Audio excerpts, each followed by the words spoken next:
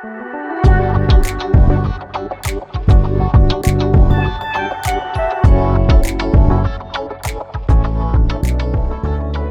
everyone, and welcome to our sermon series podcast. We are looking at mental health during the month of October here at Asbury. And, you know, us pastors, we're not mental health professionals. That's not our thing. Our thing is theology, thinking about God.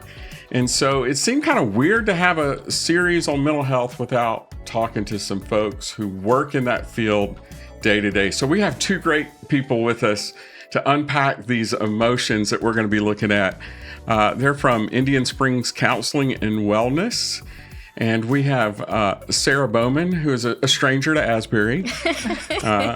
She specializes in child-centered play therapy, relationships, treatment for trauma, anxiety, and OCD. And we have Miranda Marcano. And she specializes in working with children and individuals that have some neurodivergence, ADHD, autism, and OCD. Did I get all of that right? You did great. Perfect. Awesome. Welcome. Thank you. We are so glad that you're here. And we're kind of looking at these emotions as, you know, Inside Out 2 came out this summer, big blockbuster hit. Mm-hmm. And for me, the Inside Out franchise was just a gift for how I think about emotions in my own life. And our first one is anxiety, which is one of the new ones that they came out with this summer. So what's anxiety and what's anxiety? Absolutely. So anxiety is kind of your brain reacting to a threat, so a perceived threat. Sometimes we have anxiety that is helpful. So like if we're going through our day and we're driving in traffic and someone slams on the brakes in front of us, we need anxiety in that moment to keep us safe. It's kind of an automatic reaction. And then sometimes people, for genetic reasons or life experiences, can have an overreactive response to stressful situations to where anxiety can get a little out of control. We kind of saw that in the movie with Riley. Sometimes the character anxiety would get a little too intense about trying to protect Riley. And that's where we can start to see some issues.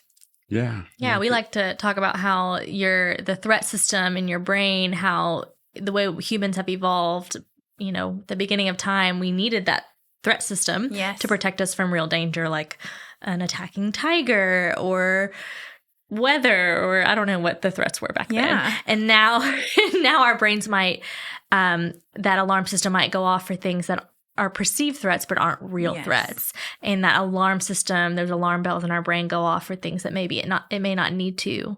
Mm-hmm. So that like alarm social system, anxiety. Yes. And so that alarm system gets a little wacky for people with anxiety. A little too sensitive. Yeah, sometimes.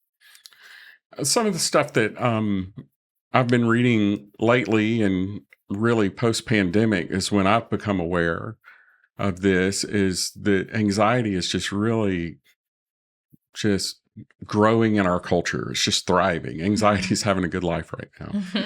And I'm just wondering, why is this happening now? Are we just becoming more aware of what anxiety is and being able to diagnose that better? Or is there something new in our culture that is just ramping up anxiety? Yeah, I think it's both. What do you think? Absolutely. I think that there's a lot of conversations around it, and I think that it lands somewhere at being both. I think we're more aware, but then also modern society really kind of sets us up for a lot of anxiety. We start to see it younger, and I think we're all still kind of reeling from the pandemic, and so it's intense. Yeah, there's more advocacy and awareness about, you know, mental health issues and anxiety, but at the same time, there's also more awareness of all the things that cause anxiety.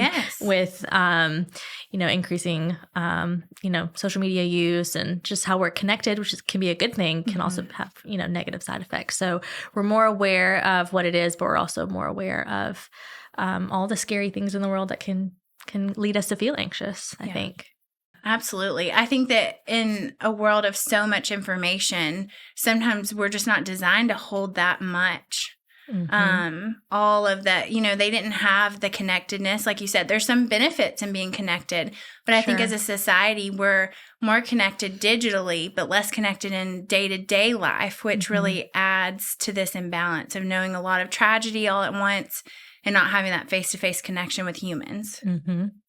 Yeah. And Miranda, you kind of alluded to it with our sedentary lifestyle, but how does anxiety affect us physically? Not just on the emotional level. What does it do to us physically? Yeah, absolutely. It raises our stress hormones. There are a lot of buzzwords in like pop psychology about like body keeping the score and how our emotions manifest in our physical bodies. And I think that we really see the buildup of that. Without rest, our bodies are not able to kind of discharge those stress hormones, and it just kind of becomes this like building. We talk a lot about like a window of tolerance and how throughout our day we have high stress, and you should be able to come back down into a feeling of, okay, I'm okay, I can handle things, I can engage. But sometimes when we don't take time to rest and move our bodies and take care of ourselves, then we get stuck in this heightened state, which can lead to a lot of chronic health problems. One of the things that I really like to talk about is how our spiritual journey, it doesn't happen overnight. Our transformations don't happen overnight. That it's small steps over time that get us to bigger places. And I call that bridge the gap. Let's talk for a moment. If people are feeling anxious and are having anxiety, what are some practical things that they can do in the moment to kind of help lower that anxiety feeling or help them get closer to a baseline, so to speak? And I don't even know if that's the right way to say that. I feel like we keep looking at each other because we're like, we love talking about this stuff. We're like, oh, I would say the first little baby step is to notice. So we tend to, and part of this is cultural, part of this is biological, like disconnect immediately to protect ourselves or to avoid distressing feelings. I think the easiest thing you can do is just notice without judgment. Like, oh, I'm feeling anxious. What would you add to that? Just naming your emotion. So with any emotion, when we name it and we identify what it is, our system feels heard and understood and kind of calms down. And then there's coping skills. I like to think of myself as like the cool girl of coping skills, like fun ones.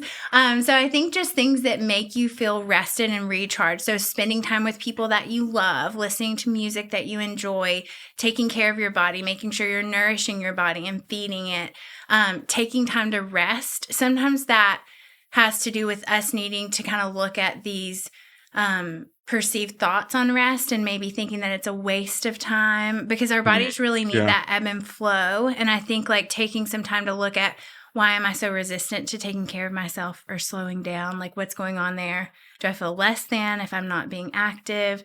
So I just think that kind of looking at it as an overall picture of your life and making sure that it's balanced. And baseline was great because that is where we're going to see those brake lights and our anxiety is going to peak, and we want to be able to come back down to reset and rest.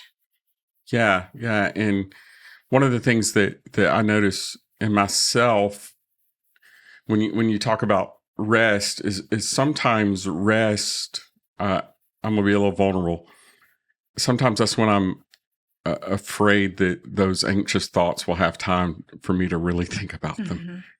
And sometimes I avoid rest for that, that I'm running from something as I'm so busy. Yes. And so, but God was the Sabbath. We are called to rest. Yeah. On the seventh day, God rested. Yeah. Yeah. And so. Well, and there's comfort in that.